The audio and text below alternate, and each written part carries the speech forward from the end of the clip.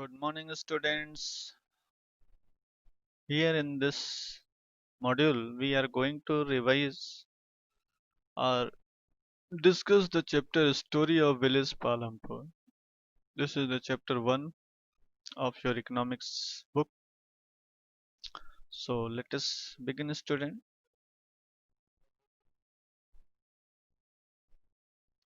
Overview of the village. So here some information about the village. The purpose of the story. Story of village Palampur, is to introduce some basic concepts relating to production, and this we do through a story of hypothetical village called Palampur. So this village Palampur is a hypothetical village, means imaginary village. In real, you may not find this village in actual, but similar to that village Palampur, the different resources, the information you may get in a particular area, especially the western Uttar Pradesh. Farming is the main activity in village Palampur, where several other activities such a small a small scale manufacturing, dairy, transport, etc. are carried out on a limited scale. So along with the farming activity, these dairy, mm, small scale manufacturing, where in small scale manufacturing mainly the jaggery making kind of work is done, pottery making, dairy farming, and transport activities, transporting the goods and people on a limited scale, not a large scale. These production activities need various types of resources: natural resources, man-made items, human efforts, money. So these different things are required while running such production activities. So introduction to the village. Palampur is well connected with neighboring villages and towns. So by the different road network, this village is connected to the neighboring village and towns. Raiganj, a big village, is 3 kilometers from Palampur, connected with the road. An all-weather road connects the village to Raiganj. All-weather road means that concrete roads you can see. And further on to the nearest small town of Shahpur. Many kinds of transports are visible on these roads, starting from bullock carts, tangas, bogies, wooden cart drawn by buffaloes, loaded with jaggery, good, and other commodities to motor vehicles like motorcycle, jeep, tractors, and trucks. This village has been about 450 families belonging to several different castes. The 80 upper caste families own the majority of land in the village. So land distribution, by this you can understand, that is not equal, not proper. Out of 450 families, the 80 upper caste families own the majority of land. That shows there is improper distribution of land. Their houses, some of them quite large and made of brick with cement plastering. So pakka house you can say.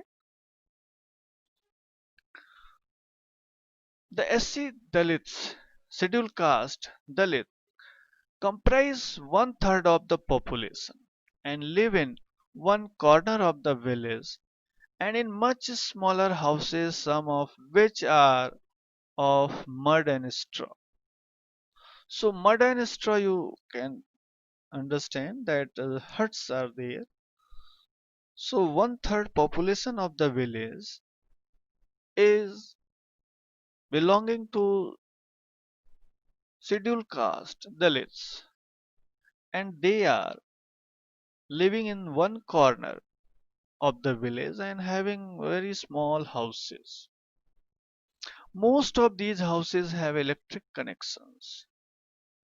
So the number of different houses available in the village are connected with electric connection, means have electric connection, means they are using electricity in the village.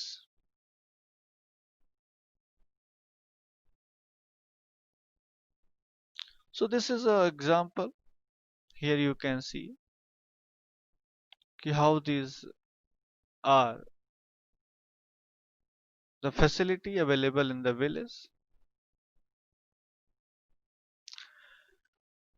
Electricity powers all the tube wells in the field and is used in various type of small business. Palampur has two primary schools, one high school also there, two primary school and one high school. There is a primary health center run by government and one private dispensary where the sick are treated, means the sick people are treated. The description above shows the Palampur has fairly well developed system of road, transport, electricity, irrigation, schools and health care. These all are the most important infrastructural facilities required for development of any region. And compare these facilities with those in your nearby village. So you can understand how developed your region is there.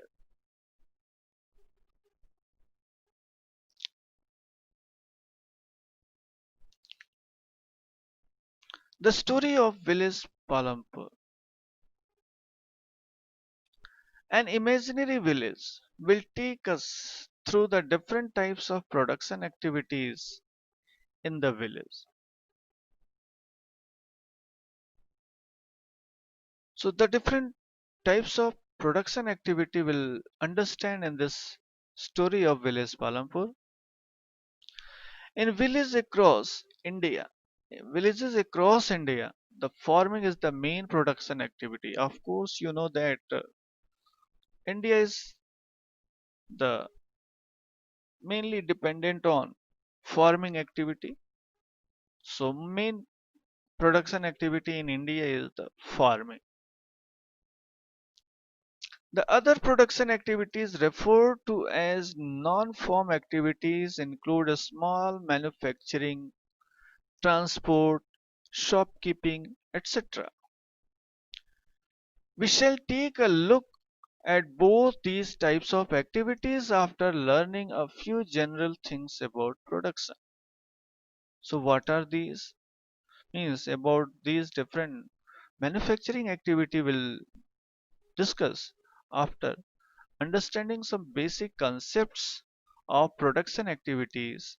Let us see the organization of production, mainly the factors of production. The aim of production is to produce the goods and services that we want. Any kind of production activity is going on, whether it is production of goods or production of service. They are trying to produce or provide service the type which we want. So there are four requirements of production of goods and services. First requirement is land. So this land is required first, and other natural resources such as water, forest and minerals. These are also part of this land. Second requirement is labor. That is people who will do the work. By the figure you can understand. Land is that generally the part of land over which we do any kind of economic activity, whether we do the farming work, whether we construct roads, buildings, hospitals, hotels, whatever, that all require land. And the people required to do to perform the different activities of production of good and services. Some production activities require highly educated workers to perform the necessary tasks. So there will be skilled and unskilled laborers required. Other activities require workers who can do manual work. So manual work means less skilled work required here. So skilled and unskilled, like a worker in an industry, of course, need to have better kind of training to operate the different machines in the industry. And there only some people will be required in farming activities,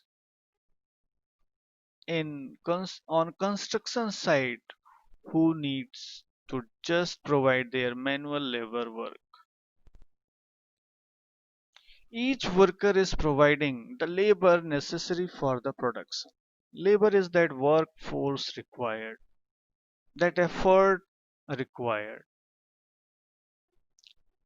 And the person who provide labor, that is laborer. The third requirement is the physical capital. That is the variety of inputs required at every stage during production. So what are the items that comes under physical capital? Tools, machines and buildings. By the figure you can see tools, machines and buildings, not here given, but here see the concept of this. Tools and machines range from very simple tools such as farmer's plow to sophisticated machines such as generator, turbines, computers. These all come in the tools and machine building part. Tools, machines, building can be used in production over many years, and that is why these are called fixed capital. Fixed means they provide their service for number of years. Raw material and money in hand. So production require a variety of raw materials such as yarn used by the weavers and the clay used by the potter. So these raw materials are required every time a newer raw material. So that way raw materials are consumed after every use. And also some money is always required during the production to make payment and buy other necessary items. Payment to the workers, to the laborers, to the raw material providers and to buy necessary other things. So raw material and the money in hand are called working capital, which are required at every stage of production in a new form. So unlike tools, machines and building, these are used up in production. There are fourth requirement too.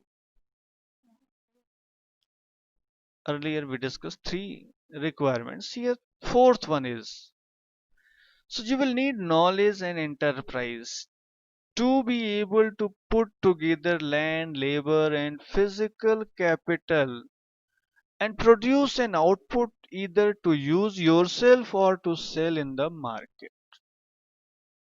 So that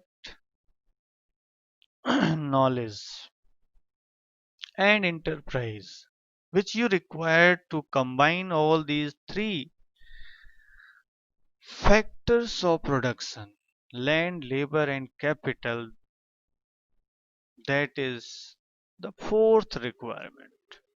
And this these days this is called human capital. Another word is also used, entrepreneur or enterprise you say. Every production is organized by combining land, labor, physical capital and human capital, so which are known as factors of production. Wherever whichever kind of production of goods and service is done, that require all these four factors of production. Without these, production not possible. So this was all about for today's topic, student. We'll meet in the next module with the new topics. Till then, thank you. Have a nice day. Bye bye, students.